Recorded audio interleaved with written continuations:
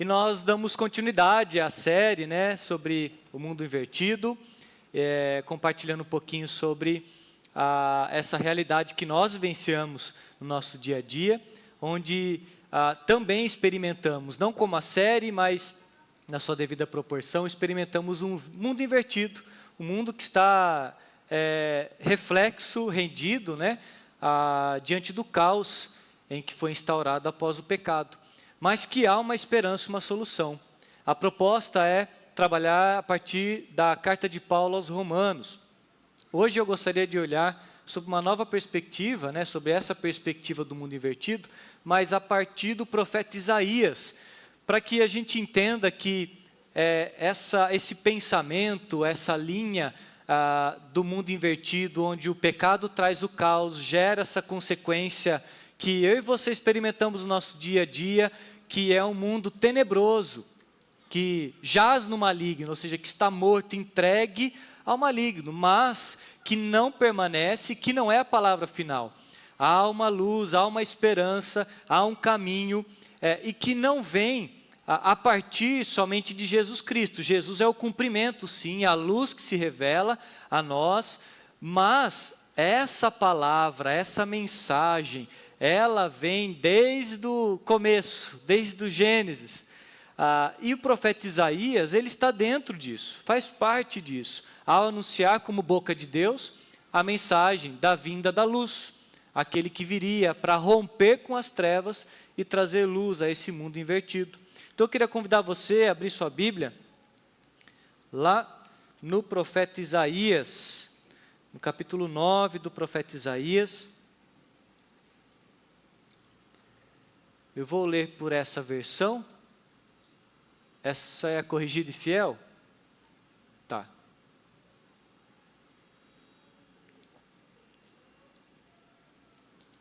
Só vou deixar a minha aberto para referência aqui.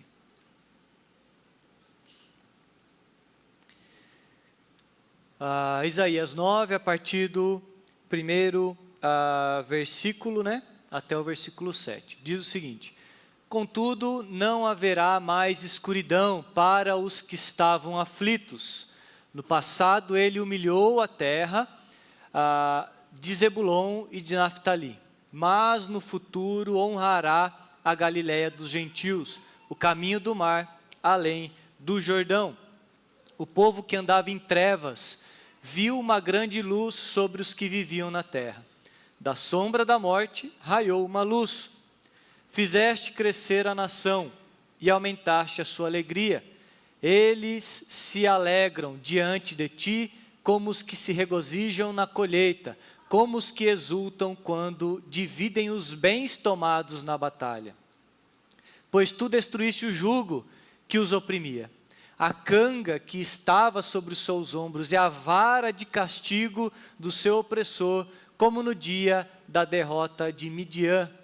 Pois toda bota de guerreiro usada em combate, toda veste revolvida em sangue, serão queimadas, como lenha no fogo. Porque um menino nos nasceu, um filho nos foi dado, e o governo está sobre os seus ombros. Ele será chamado Maravilhoso Conselheiro, Deus Poderoso, Pai Eterno e Príncipe da Paz. Ele estenderá o seu governo, e haverá paz sem fim sobre o trono de Davi e sobre o seu reino, estabelecido e mantido com justiça e retidão, desde agora e para sempre. O zelo do Senhor dos Exércitos fará isso. Amém. Vamos orar? Senhor, obrigado, Pai, por essa manhã em que o Senhor nos proporciona esse encontro, esse tempo que nós tivemos de adoração, de louvor ao Teu nome, o tempo de comunhão em que passamos aqui juntos, ó Deus, mesmo que curto, mas nós agradecemos ao Senhor por esse pequeno tempo juntos aqui, antes de começarmos o culto, e nós queremos pedir ao Senhor que abençoe e continue nos abençoando nesse tempo. Abençoe agora que estamos em torno da Tua Palavra, para que seja um momento de ensino, de repreensão, de correção, ó Pai, de orientação, mas também de alimento, de avivamento aos nossos corações, de ânimo, de força, através da Tua Palavra. Que o Senhor a torne viva e eficaz, através da ação do Teu Santo Espírito. Nós oramos em nome de Jesus. Amém. Meus queridos, eu queria com vocês nessa manhã olharmos um pouquinho sobre esse texto que vai falar, uma mensagem do profeta Isaías sobre a vinda do Messias Rei, daquele que viria para ser luz e para trazer luz em um mundo tenebroso, em um mundo em que estava entregue às trevas.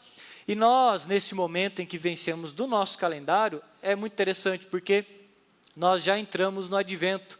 O Advento são as 4 semanas que antecedem o Natal.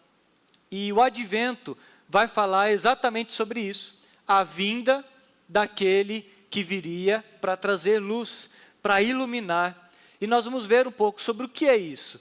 Por que estávamos em trevas e por que Jesus vem como luz, como ele faz isso? Essa era a expectativa do profeta Isaías, essa é a figura de linguagem que ele utiliza, daquele que viria, o advento, aquele que vem, e ele veio. E essa é a mensagem que nós temos em toda a história da palavra de Deus, em toda a Escritura. O Messias que viria para resolver esse problema, esse caos que eu e você vivenciamos. Há uma história de 2 irmãos que foram convocados para a guerra. E durante a batalha, eles escreviam para os seus pais.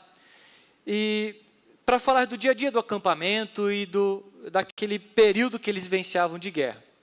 Um deles vai relatar: aqui é muito ruim, há muita lama, insetos que nos picam incessantemente, e o barulho dos bichos nos metem medo.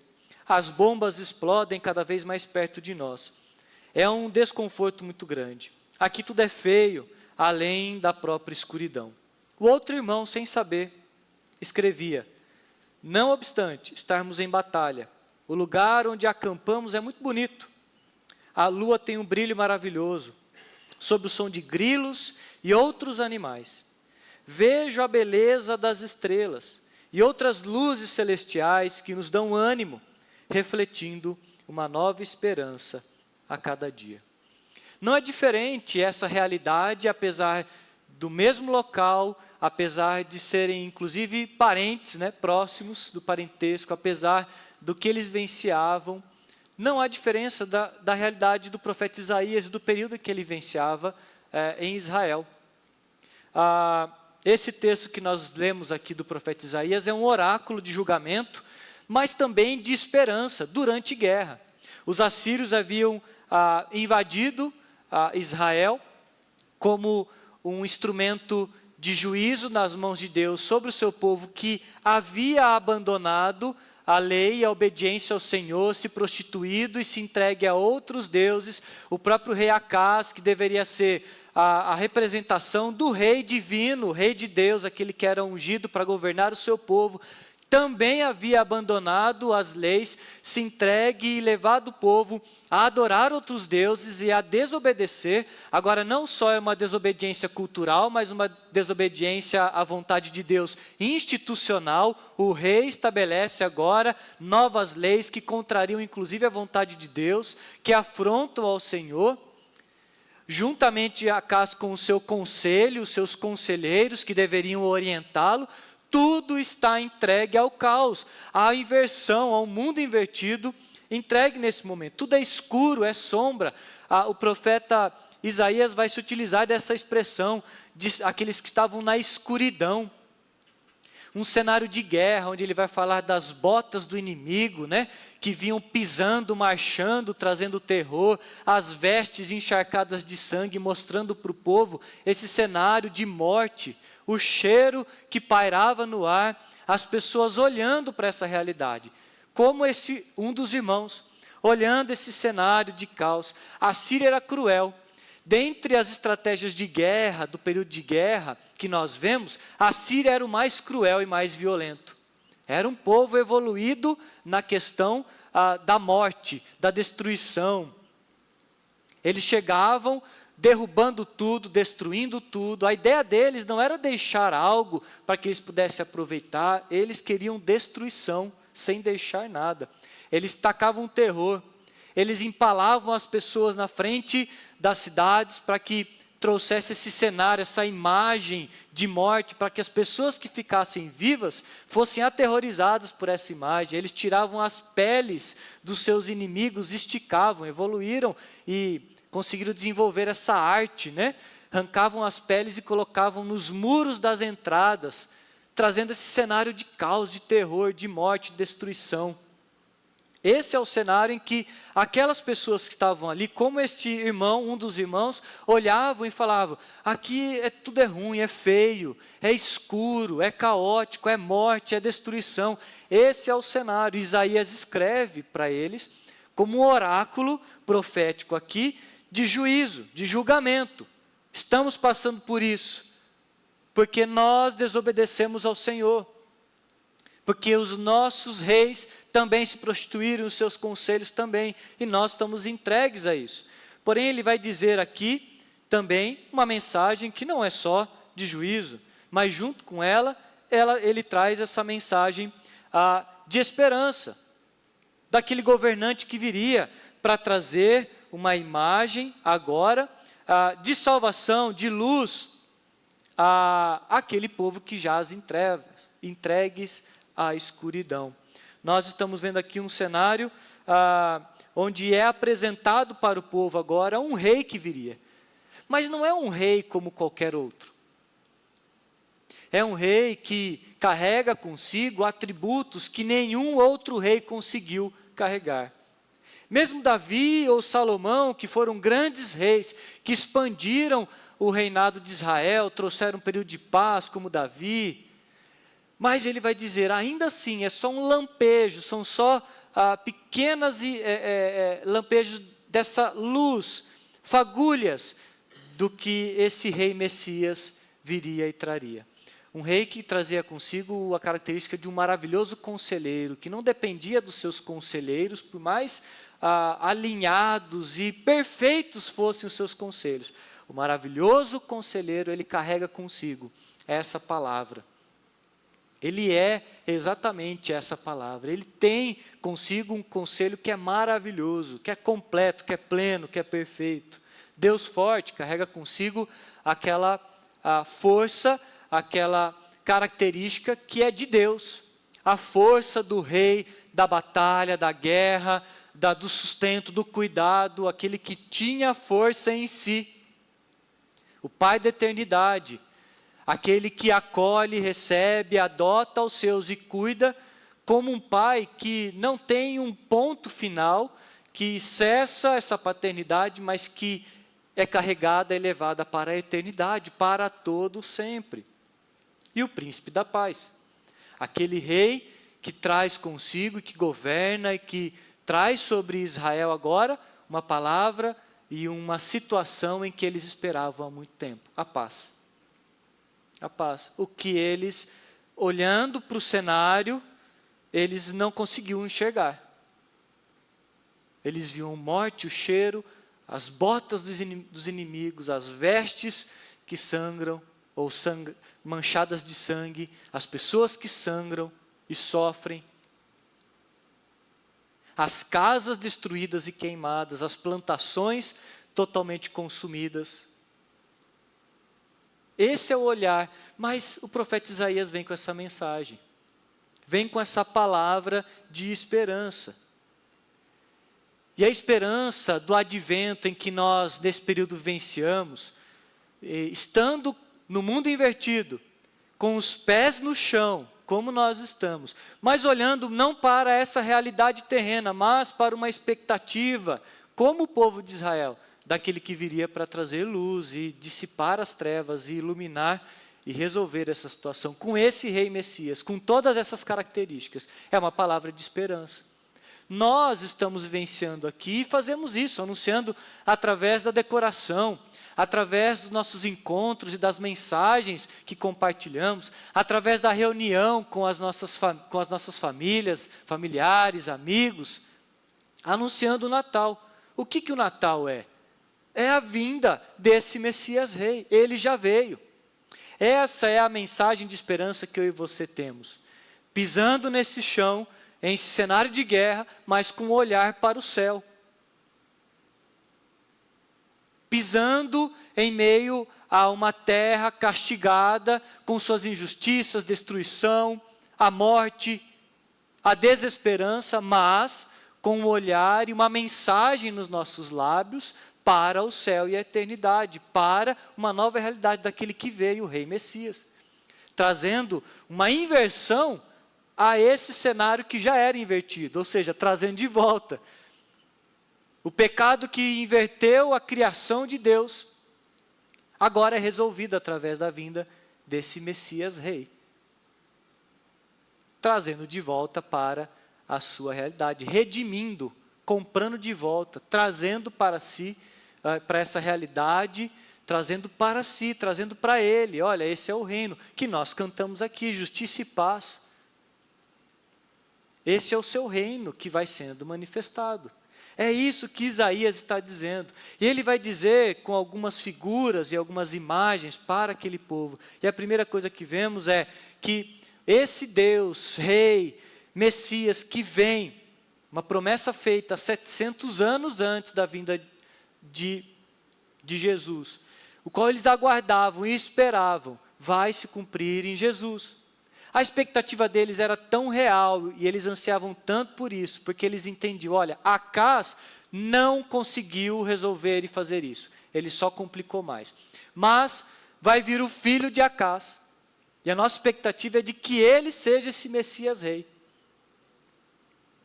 Eles tinham essa ânsia, essa esperança de que fosse algo real, palpável. Essa é a palavra de Isaías. Olha, ele está para nascer, está chegando.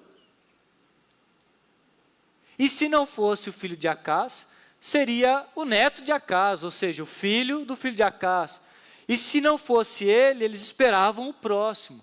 Essa era a expectativa deles, tamanha a desesperança, ou a destruição, ou a esperança agora que eles tinham na vinda desse Messias, de um cenário desesperançoso.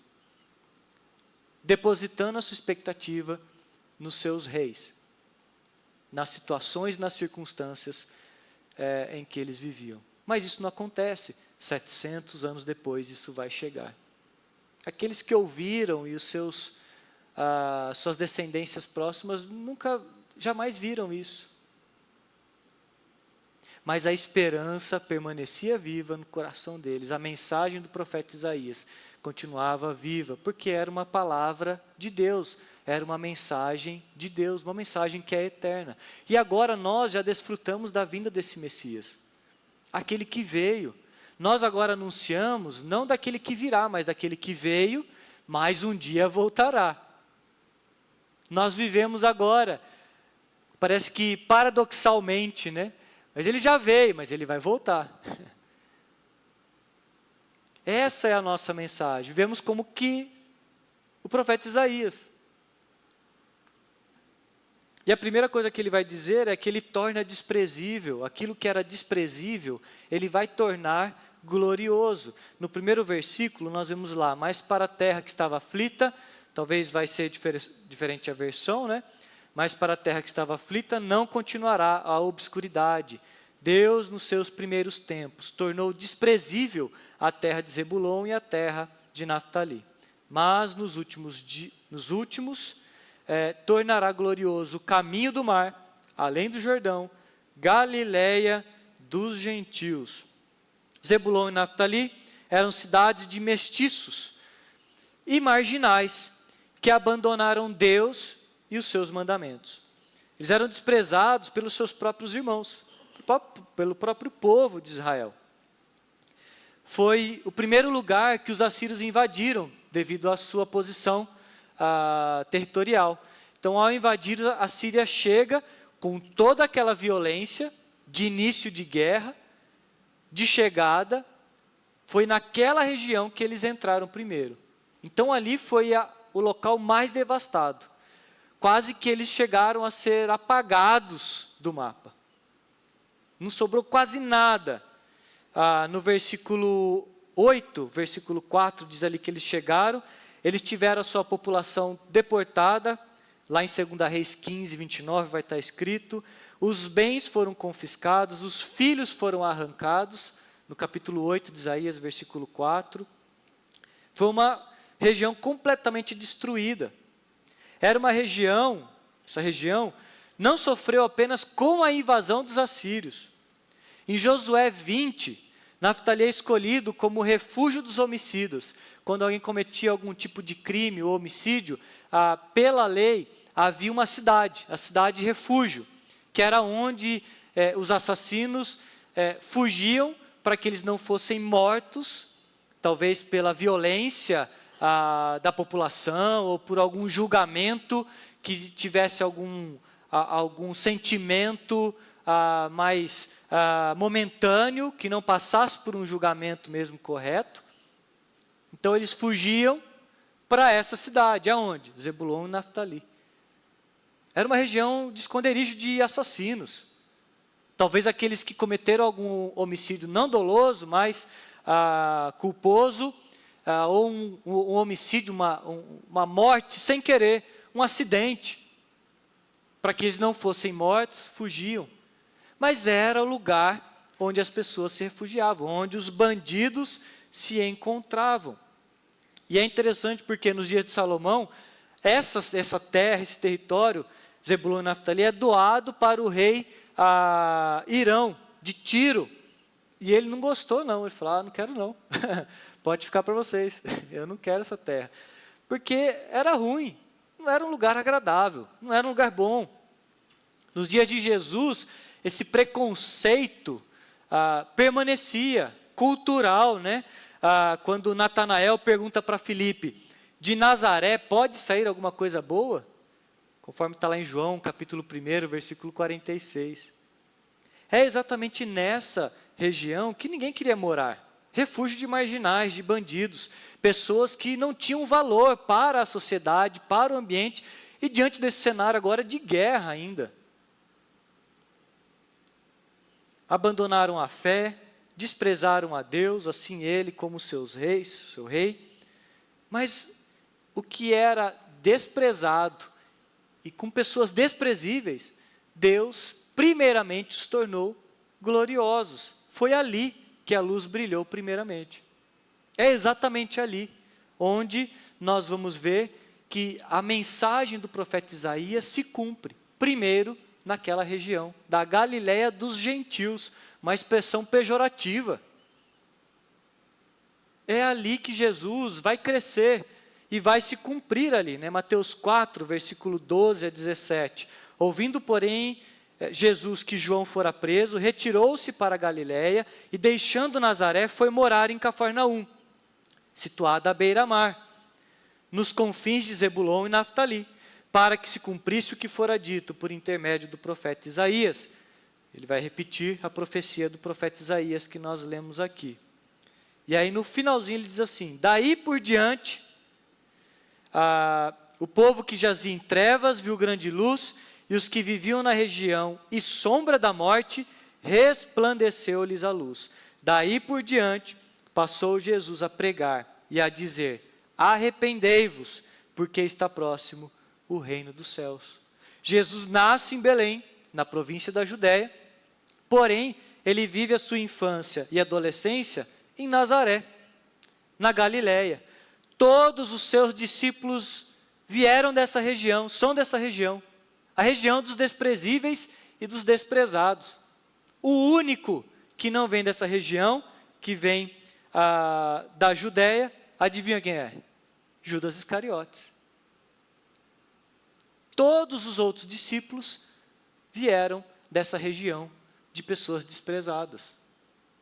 Jesus, ele está manifestando a sua luz exatamente no lugar mais escuro, no lugar mais tenebroso, é onde ele inicia o seu ministério, porque é lá em que essa luz precisa brilhar, no lugar mais escuro que existe.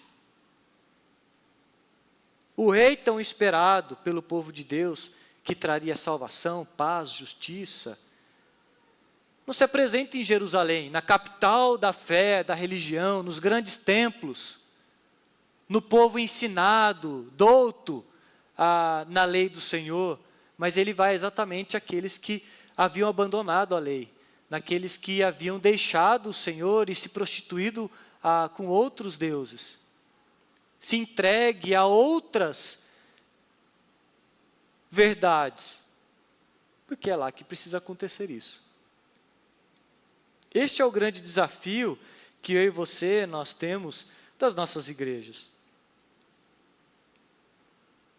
O desafio de olharmos para essa realidade. E aqui nós não estamos falando de uma situação e de uma realidade econômica.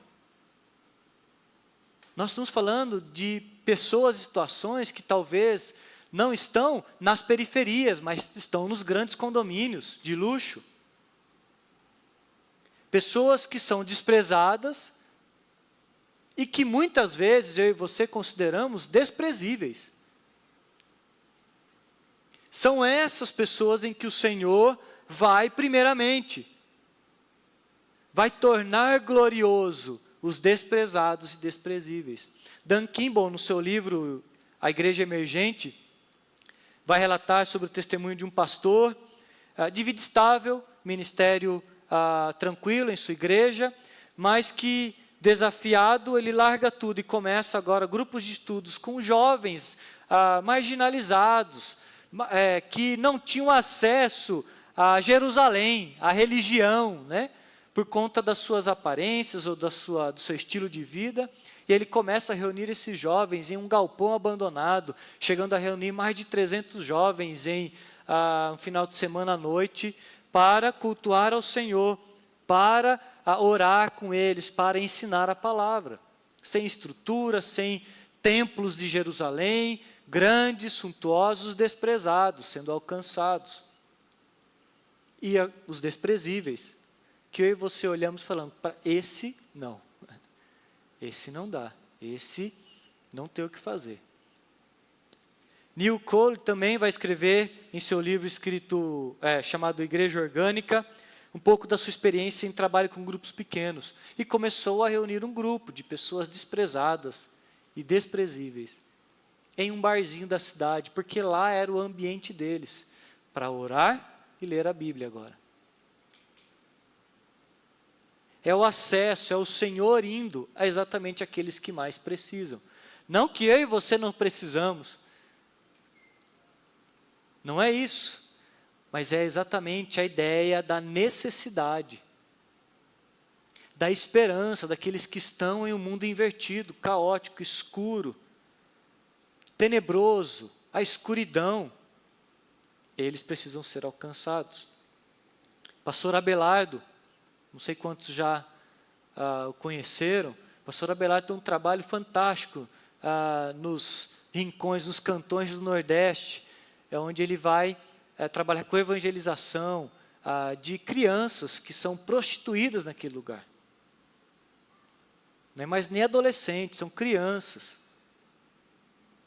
Com pessoas vulneráveis nessa área da sexualidade, naquele lugar abandonado, esquecido, desprezado, e com muitas pessoas desprezíveis, mas que o Senhor manifesta a sua glória, através de homens e mulheres como estes, como eu e você. Esse é o chamado e é a mensagem do advento, a vinda. Jesus vem para eles, para mim, para você, e para estes que precisam. O pecado nos nivela por igual. Como eu disse, eu e você também precisamos. Porque nós somos nivelados pelo pecado, todo mundo é igual. Independente do pecado, o pecado nos nivela por igual. A consequência é a mesma, quando somos nivelados por ele. Porém, quando a gente olha para isso, nós devemos entender que a graça também nos nivela. Nos nivela por igual. Agora, redimidos, salvos em Cristo, somos nivelados pela graça e não mais pelo pecado. Que independente de quem somos primeiramente, então, o que temos que fazer? Jesus vem até nós e nos torna de desprezíveis, de desprezados, para gloriosos, por conta dele. Não por conta da nossa aparência estética. Quando nós falamos sobre o desprezado, sobre aquele que é abandonado, o desprezível, nós temos que tirar da nossa imagem essa ideia estética, de aparência, de beleza. Por quê? Óbvio que o Senhor, quando nos transforma por inteiro, inclusive esteticamente. Nós vemos essa mudança na nossa realidade, na nossa aparência, mas não é isso que nos define e que nos torna glorioso. É a presença de Jesus. Essa é a primeira transformação da nossa realidade. É a presença de Jesus. Não é porque você anda arrumadinho, perfumado, em locais agradáveis, bonitos, de pessoas bem vestidas, não é isso que nos faz ou não sermos desprezados ou não. É a ausência da presença de Deus. Pessoas que são desprezadas porque não têm acesso, porque não conseguem, porque não há quem vá. E aí existe essa diferença em nós, porque nós não somos mais, porque agora o Senhor está em nós. É isso o que nos glorifica. É isso que de fato traz alguma glória, por causa dele, é a glória dele, nós não temos.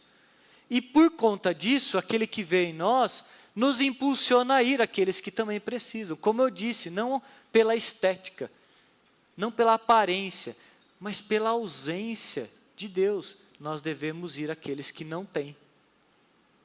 E porque não têm, tudo o que vão fazer, fazem na obscuridade, afastados de Deus, com cheiro de morte, caminhando para a destruição do inferno. Quando nós olhamos para aqueles que não têm, estão na escuridão, não têm a Cristo, precisam da luz. Somos nós que vamos, impulsionados, para fazer alguma diferença.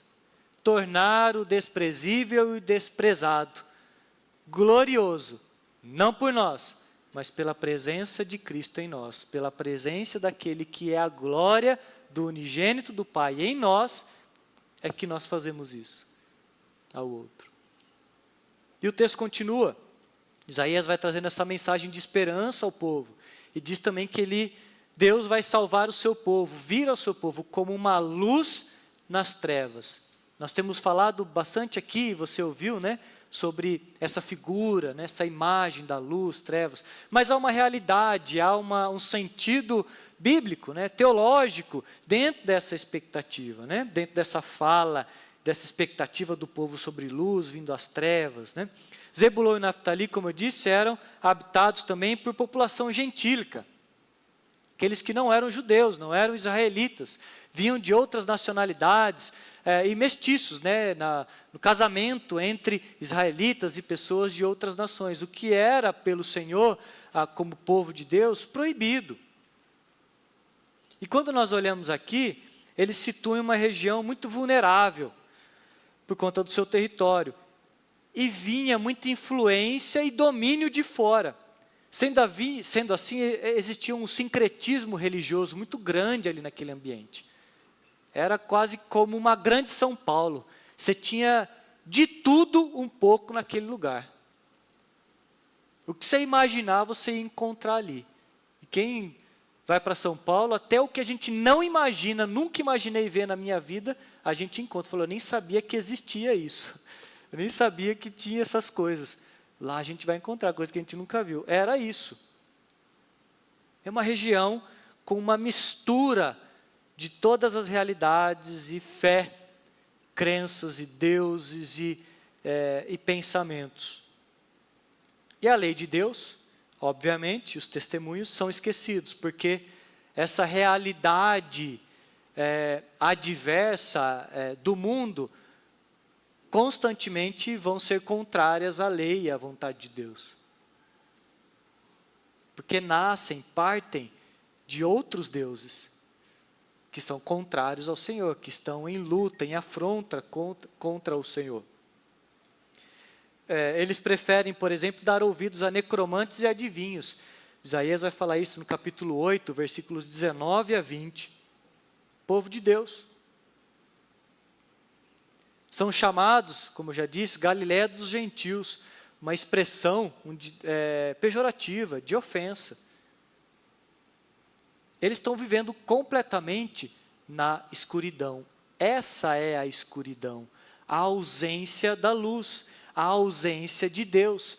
Fazer as coisas sem a luz, fazer as coisas às cegas, andando sem saber para onde estão indo. Essa é a ideia da escuridão. Aqueles que não estão na luz, que não caminham na luz. Salmo 119, versículo 105, ou grande parte do Salmo 119, vai falar sobre a ideia da lei do Senhor, obedecer os seus mandamentos, os seus estatutos. Salmo 119, versículo 105, quantos se lembram aqui? Lâmpada para os meus pés é a tua palavra, e luz para o meu caminho. De quem ele está falando? Apenas do livro, da Bíblia, da lei do Senhor? De quem o salmista está falando e apontando? Para Jesus, a luz do mundo, o cumprimento da lei, a própria palavra de Deus viva. Ele não está se referindo apenas a escrito, ao texto, aquilo que Deus falou ao seu povo. O que iluminou, sim, o caminho de Israel e deu uma direção, os orientou no caminho correto. Palavra de Deus. Lei. Olha, vocês estão perdidos na escuridão. Essa é a lei. Caminhe aqui, que isso é luz. Vai dar para vocês um chão. Vocês não vão caminhar como cegos, sem saber para onde estão indo, porque está tudo escuro. Esse é o caminho a ser trilhado. Mas não falava apenas disso. A lei de Deus apontava para a palavra, a lei de Deus viva, que é Jesus Cristo, que é o caminho, a verdade e a vida.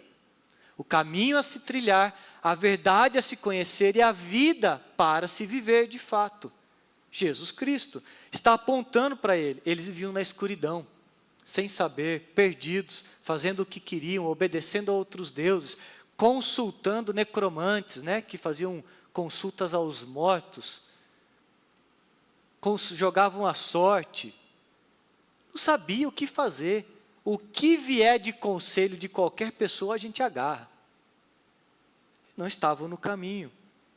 Isaías 29, 13 diz o seguinte: o Senhor disse, visto que este povo se aproxima de mim, e com a sua boca e os seus lábios me honra, mas seu coração está longe de mim, e o seu temor para comigo consiste só em mandamentos de homens, que maquinalmente aprendeu.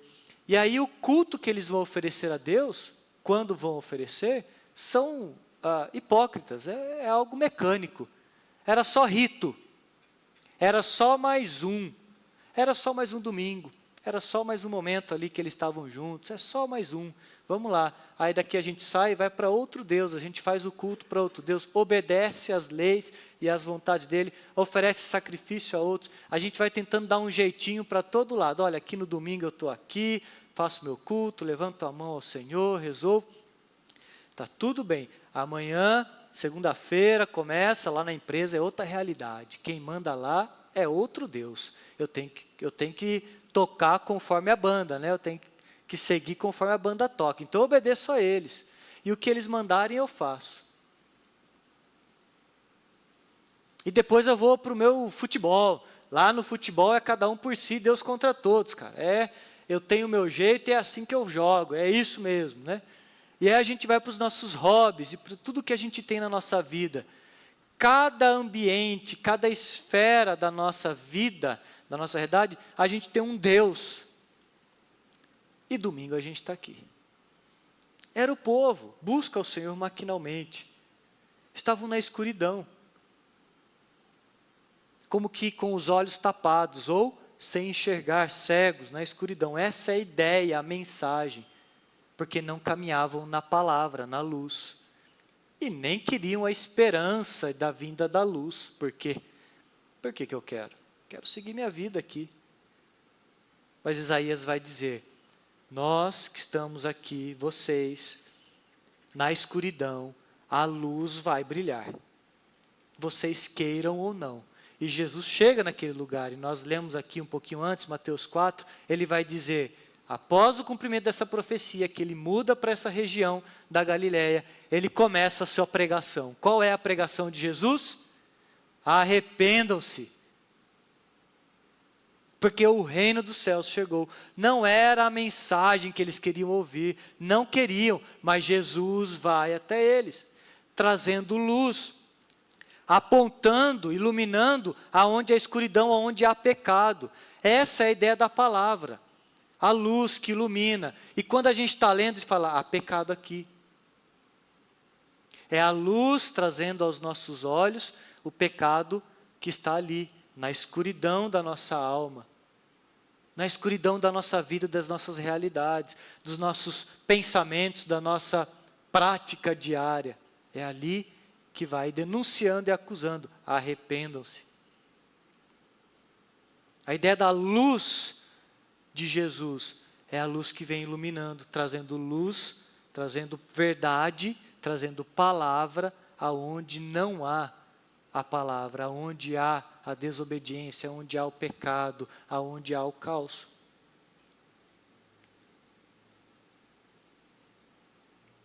Essa imagem do sofrimento, da destruição, ela vem como consequência exatamente da desobediência.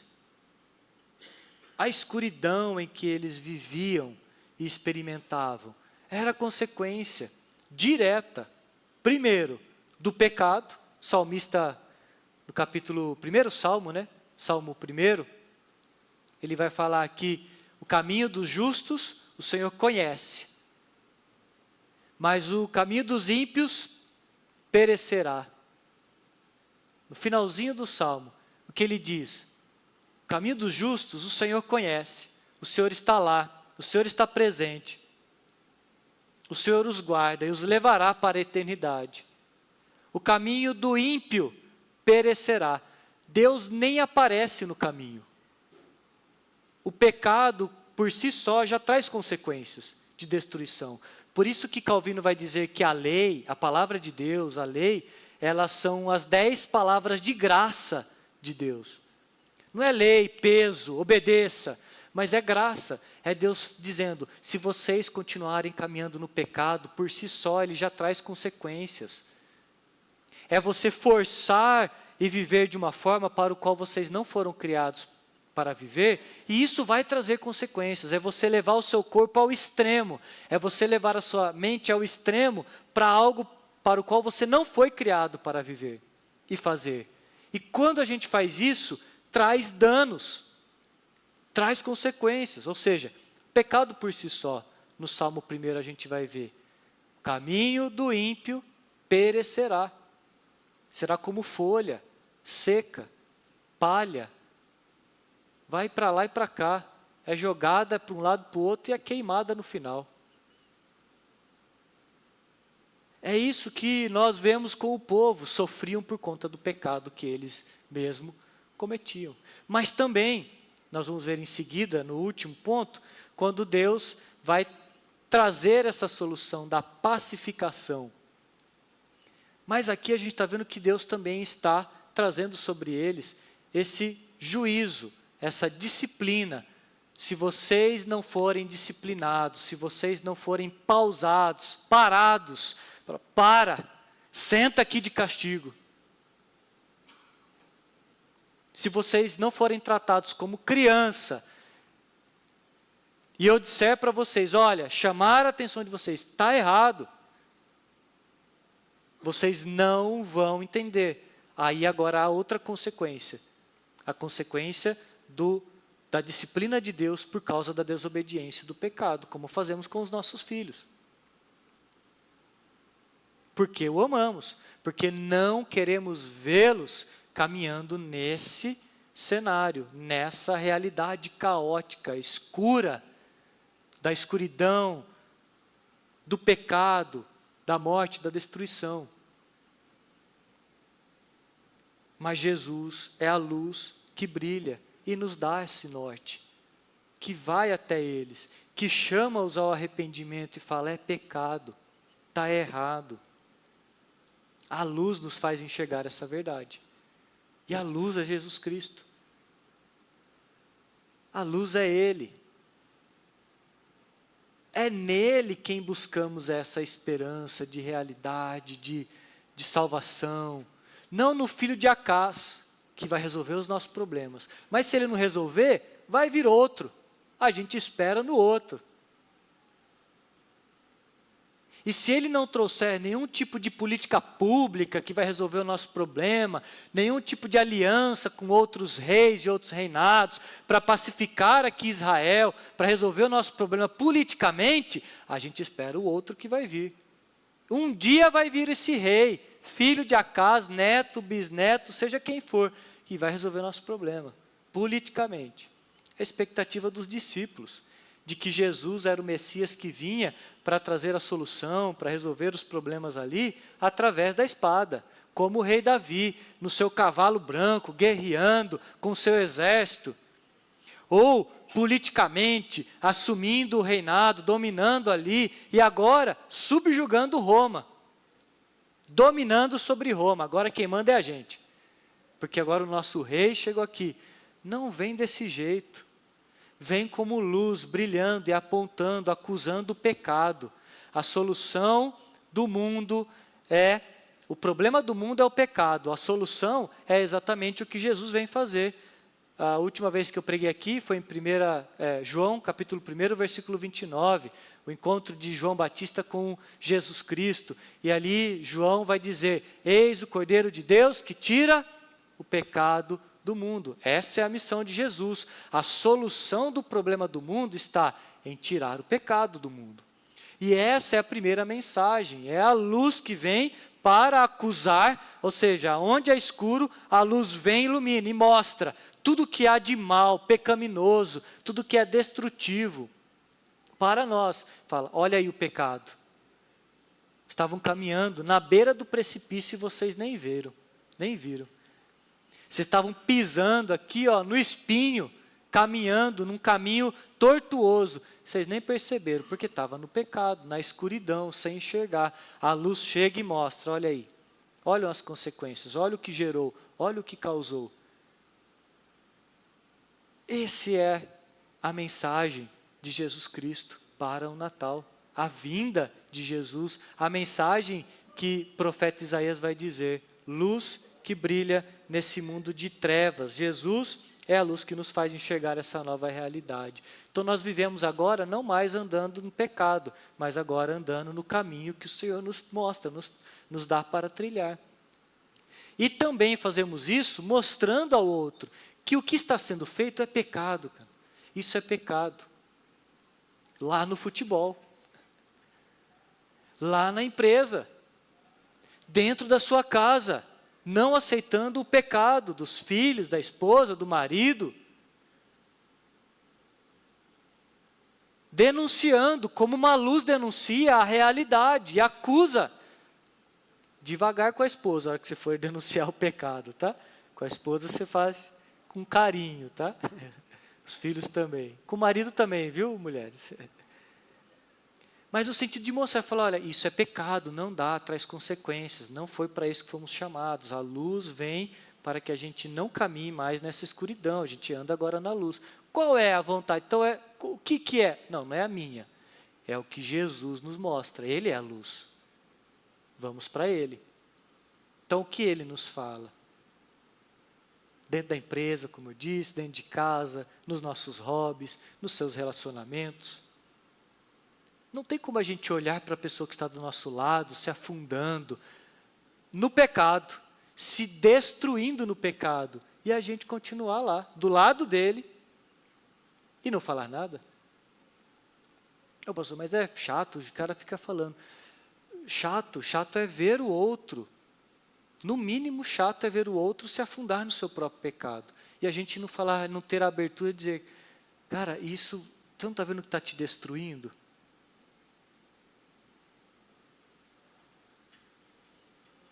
Arrependa-se, cara. Essa é a mensagem. E aí, consequentemente, a última palavra, mensagem, né, que o profeta Isaías vai destacar, que está dos versículos de 3 a 7, onde ele vai trazer essa figura agora da pacificação daqueles que eram afligidos. Deus vem salvar o seu povo, ele vem, é o advento, fazendo e trazendo, né, a paz aos aflitos, aqueles que estavam sendo afligidos, né, castigados, fustigados. Como a gente viu, o povo de Deus estava enfrentando uma guerra contra a Síria, sofrimento imenso. Zebulon e Naftali foram devastados pela fúria assíria, e o rei devorava tudo à sua frente. Levava despojos de guerra, separava famílias, espancava a todos, escravizava os adultos. O povo era fustigado pela vara do inimigo, espancado, as costas abertas, de tanto apanhar. Nós vamos ver que as fardas dos soldados traziam esse terror, manchados de sangue, carregados, as botas que, ao marchar, faziam o barulho que trazia medo, os gritos de horror daqueles que estavam sendo mortos. É o cenário de guerra, o povo que era afligido. Mas essa imagem que nós vemos aqui, do aflito, né, do afligir, o verbo hebraico, ele traz um sentido de alguém, de um ferro que está sendo esquentado no fogo e espancado, como que moldado pelo ferreiro. É aquele que esquenta o ferro no fogo e que tira para marretar. Ou seja, não tem um minuto de paz, né? Põe no fogo, esquenta. Tira do fogo, acha que vai vir tranquilidade, marreta nele. Põe no fogo de novo. Aí esquenta, depois tira, agora claro, não, marreta no ferro. Essa é a ideia do afligir. O povo estava sendo afligido.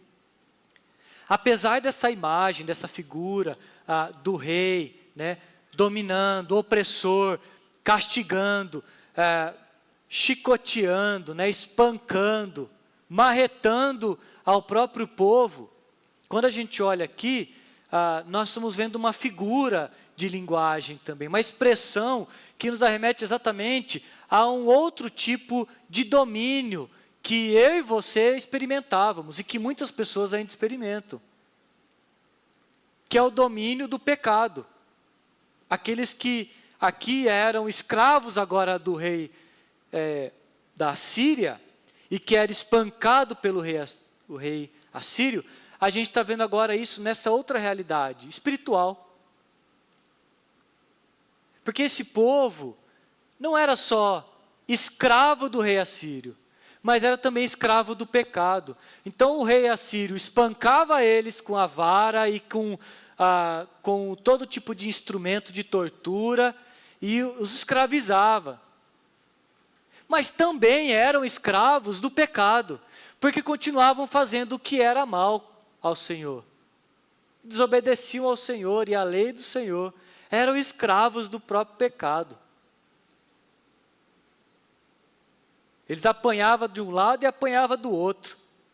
Eles apanhavam enquanto estava no fogo, sendo esquentado, quando saía, era amarretado. Eles apanhavam do rei assírio e quando eles saíram, apanhava do pecado. Era o povo aflito, afligido, fustigado, castigado por todos os lados, pela vida e pelo pecado. Pelas circunstâncias ao nosso redor, pelas situações que vivenciamos, seja em casa, seja no nosso país, seja no nosso trabalho, situações adversas que nos castigam, mas também o pecado que nos escraviza. Mas que vida é essa? Não é vida, né? É morte. Mas o texto vai dizer que Deus, Ele vai trazer paz a quem? A estes aflitos. A estes que agora, Ele vai dizer no texto, vai vir um rei que vai quebrar o cetro do inimigo, ou seja, o domínio. Não do rei assírio, porque Jesus nem veio nesse período. Ele fala de um inimigo muito maior, que é exatamente pecado. Ele está mostrando para o povo que a nossa guerra, a guerra deles, não era contra a carne e sangue, contra um rei que nos governa, contra um sistema ali problemático, difícil. Nosso pecado é contra principados e potestades, todas as hostes do mal, todo o pecado, todo aquele que governa e reina para o mal. A nossa luta é contra eles, é isso que traz destruição. Mudar essas realidades circunstanciais que eu e você vivenciamos. Olha, está muito ruim, vou mudar de empresa, porque minha empresa, olha, isso aqui está muito ruim. Muda, vai ter problema lá também. Vou mudar do meu marido muito difícil, não dá, eu preciso de outro mais novo, preciso de outro melhor, vai ter problema. Pode ser até pior, então fica com o que está, deixa quieto. Tenta ir trabalhando no pecado, que o Senhor vai nos ajudando, vai orando para o Senhor, muda o coração, vai transformando. É isso que vai solucionar. Pode mudar os reis do nosso país, os governantes, não vai resolver o problema. Você está entendendo que a nossa guerra não é contra isso? O que vai resolver é exatamente a luta contra o pecado. É aquilo que nos aflige. Como essa paz vem? A paz não vem com a mudança de empresa, com a mudança de família, de marido, de esposa, com a mudança de governantes, com a mudança da nossa situação financeira, nossa realidade. Olha, se eu melhorar, a paz não vem através disso. A paz que eu e você precisamos é a paz com Deus. Nós estamos em guerra contra Deus, é isso que nos aflige. Essa é a aflição, é isso que nos espanca diariamente, é estar lutando contra Deus, indo contra a vontade dEle, é isso que nos fustiga, que abre as nossas costas de tanto apanharmos. O problema não é o marido, o problema não é o patrão, o problema não é o governante, o problema é o pecado, estarmos em luta contra Deus. Nós podemos estar em paz com Deus e vir o pior governante da face da terra, a gente vai estar em paz. Não que a gente não tenha mais que denunciar o pecado, viu gente? Acabamos de ver isso. Denunciamos, jogamos luz na escuridão. Mas mudar essa realidade externa não nos pacifica. Mudar situações circunstanciais,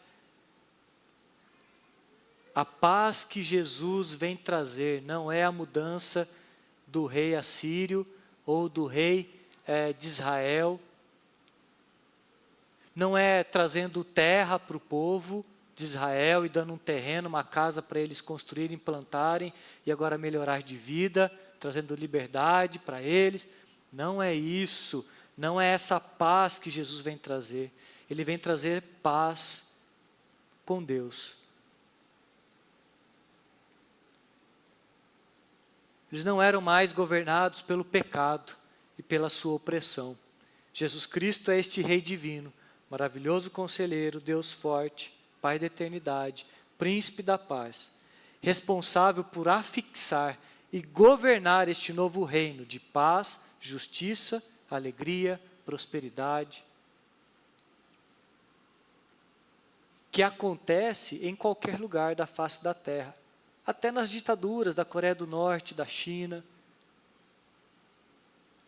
O reino de Deus está lá, mesmo com governantes contrários à realidade do reino de Deus. O reino de Deus está lá.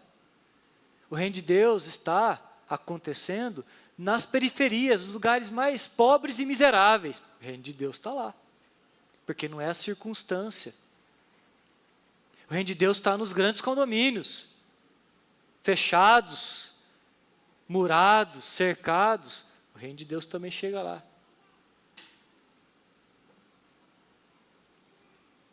Porque a paz que Deus nos dá não depende dessas circunstâncias.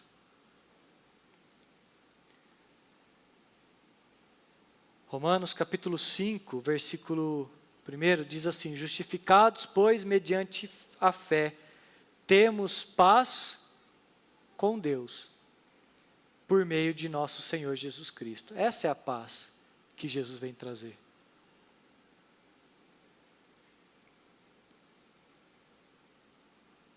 Em Mateus 5, versículo 9, Jesus vai dizer, seu sermão do monte: bem-aventurados os pacificadores, pois serão chamados filhos de Deus. Deus, revelado a nós, através de Jesus Cristo, vem nos trazer paz com Deus. Da mesma forma que Ele nos traz a paz, aquele que vem, o advento desse mundo invertido, Ele nos envia para sermos pacificadores. Levar a paz àqueles que ainda estão guerreando contra Deus, lutando contra Deus. Que Deus os abençoe a caminharmos essa mensagem da vinda de um mundo invertido em relação a esse mundo que vivenciamos, que é o reino de Deus. É um reino que agora redime, resgata, traz de volta para a realidade mesmo, para aquilo que devemos viver, que é o reino de Deus. Essa é a nossa mensagem, essa é a mensagem do profeta Isaías, aquele povo sofrido. E essa é a mensagem que o Senhor nos dá para vivermos nesse dia, não só agora do Natal, desse período que antecede o Natal, mas das nossas vidas. Amém? Vamos orar? Feche seus olhos.